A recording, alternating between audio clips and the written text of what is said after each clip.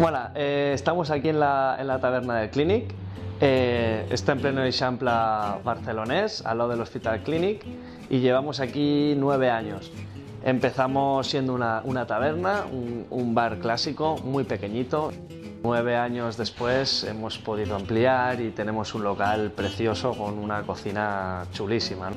Bueno, la carta tenemos pues unas tapas clásicas que bueno, nos llevaron a donde estamos y se mantienen. Nuestro iglú de pulpo, nuestras patatas bravas, el canelón de pato, los sticks tartars diferentes que tenemos, hasta pues los platos que tenemos ahora que son más carta de restaurante, ¿no? Los pichones, los cabritos, nuestros pescados del día. Bueno, el hecho de que me haya ganado este año el premio de mejor cocinero joven del año, creo que es un gran premio, ¿no?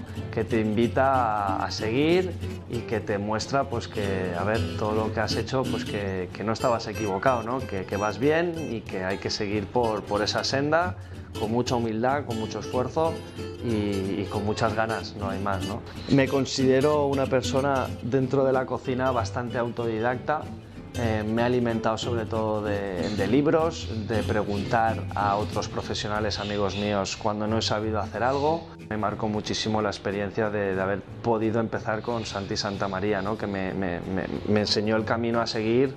Pues bueno, aquí os esperamos en la taberna del Clínic para que vengáis a comer, a cenar y podáis probar nuestra cocina, nuestro producto y disfrutar pues, de una velada maravillosa. Muchas gracias.